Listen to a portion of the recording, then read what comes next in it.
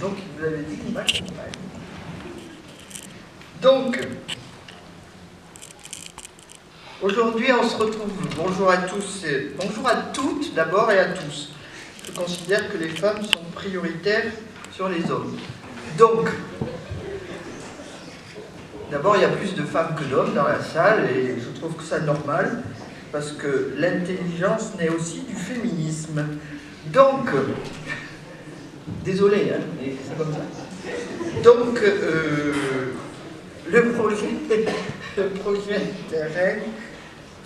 Interreg, c'est quoi? C'est bien sûr la création d'un réseau de transfrontalier de villes petites, moyennes, de villes créatives, mais surtout c'était de villes qui étaient pas éloignées des métropoles, c'est-à-dire de villes qui avaient besoin à un moment donné de se confronter aussi aux métropoles, aux grandes villes de la métropole, et qui avaient des choses à dire, et qu'on n'était pas que sur les villes centres de la métropole qui avaient un projet culturel et qui souvent on dit oh oui mais il y a plein de choses qui se passent dans les grandes villes, dans les métropoles, etc. Il ne se passe rien à côté.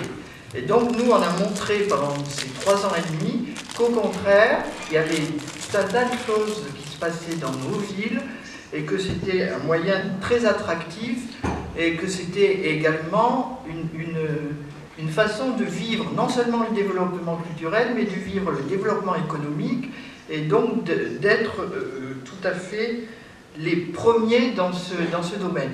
Vous avez écouté Monsieur le maire, et je l'en remercie, sur le discours où on voit à quel point la culture, alors oui à Tournefeuille, la culture est importante, mais c'est exactement la même chose dans les autres villes espagnoles, où avec Miguel, pourtant Miguel, mon ami Miguel, pourtant il est élu à l'économie. Vous vous rendez compte? Donc toujours je suis très, très attentive parce que l'économie et la culture ça fait bon ménage, mais il faut faire attention parce que vous savez qu'on a tendance à être mangé par les finances et par l'économie. Donc on se bagarre tout le temps. Et puis aussi l'élu de Saint-Just, même si il est nouveau un peu dans ce projet, on voit bien à quel point il a la défense de la culture aussi et à quel point il est... voilà. Et Baracaldo, que c'est pas je cherche, Baracaldo aussi, qui... voilà. Alors sous la houlette de la Fondation Créanta, mais Félix va nous en parler tout à l'heure. Ce projet, il est 1er juin 2016 au 30 novembre 2019. Donc pendant 3 ans et demi, nous avons œuvré ensemble pour justement essayer de monter ce projet et de faire en sorte que la culture soit un rayonnement de la Méditerranée et à l'Atlantique. Il faut quand même rappeler qu'on a eu 2 213 000 de subventions du FEDER, le projet a coûté 2 213 000 et on a eu 1 438 000 du FEDER. C'est important, donc il y a eu un financement à 65% sur les villes qui ont participé à ce projet. Voilà en gros sur le projet, mais ce que je voulais dire, pourquoi on a choisi des villes et pourquoi on a choisi de parler de l'art dans l'espace public. C'était un vrai enjeu. Pourquoi? Parce que nous, on pense qu'il faut avoir aussi, qu'on doit confronter notre conception de l'espace public. Est-ce qu'en Espagne, on a la même définition de l'espace public qu'en France? Et ça a été aussi des confrontations, même entre nous, intéressantes, pour donner une définition justement à ce que c'était qu'un espace public.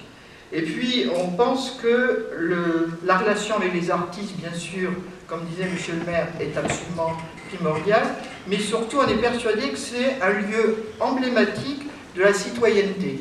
Et quand on voit ce qui se passe dans le monde à l'heure actuelle, on a vraiment à réfléchir ensemble sur l'espace public, qu'est-ce qu'on y fait, comment on met en valeur l'espace public, et comment surtout on donne aux artistes la place qu'ils méritent.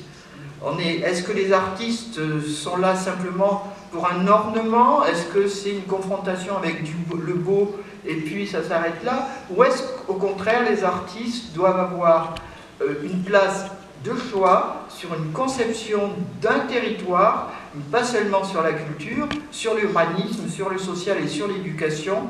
Oui, à un moment donné, les artistes, on doit leur donner le pouvoir et on doit aussi permettre qu'ils nous amènent à avoir un autre regard sur notre espace public. Et ça me paraît essentiel. Alors oui, sans concession, j'espère que les intellectuels, on peut dire, de ce matin, alors, les intellectuels vont nous permettre d'avoir un autre regard, mais ce qui me paraît intéressant, c'est peut-être de confronter ce que vont dire ces intellectuels avec la salle, parce qu'ils ne détiennent pas du tout la vérité, donc vous êtes... voilà, il faudra peut-être à un moment donné aussi être capable de vous remettre en question.